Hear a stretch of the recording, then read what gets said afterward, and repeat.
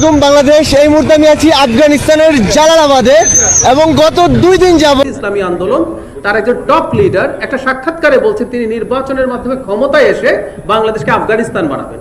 So বাংলাদেশকে আফগানিস্তান বানানোর একটা প্ল্যান বা চক্রান্ত আমাদের সামনে এসে হাজির। এই হচ্ছে জাহিদুর রহমান, বাংলাদেশকে আফগানিস্তান বানাতে দিতে চায় না। কেন দিতে চায় না তাহলে শুনেন।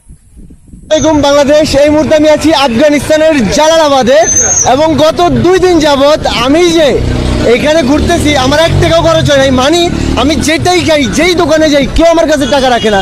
তো আমি এখন চিন্তা করছি, কে যদি আমার কাছে টাকা রাখে না, এখন যে কথা বললে হচ্ছে আমাদের পরিচিত মোকাম্মদের আলিফ ভাই, যিনি হচ্ছে হাইটে হজ করতে গেছিলেন, তিনি আফগানিস্তানে আছেন। আফগানিস্তানের মানুষ কেমন তা তো শুনলেনি।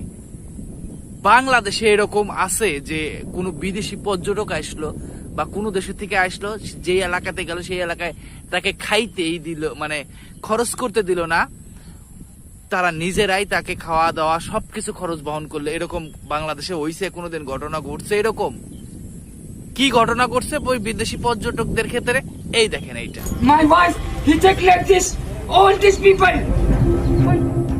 রংপুরে ঘুরতে গিয়ে এক ইরানি দম্পতি ভয়াবহ হামলা ও ছিনতাইয়ের শিকার হয়েছেন। Okay, call police, Bangladesh, Iran, no push.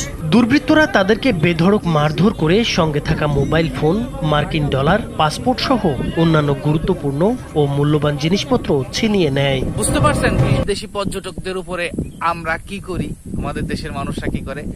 এই জন্য জাহিদুর রহমানরা বাংলাদেশকে আফগানিস্তান বানাইতে দিতে চায় না। কারণ চোর, ছেঁচড়া, চাঁদাবাজরাই হচ্ছে তাদের একমাত্র আশ্রয়স্থল, ভরসার স্থল। ঠিক আছে, এরা কোনোদিনও বাংলাদেশকে ওই রকম সৎ এবং ন্যায়পরায়ণ রাষ্ট্র হিসেবে দেখতে চায় না।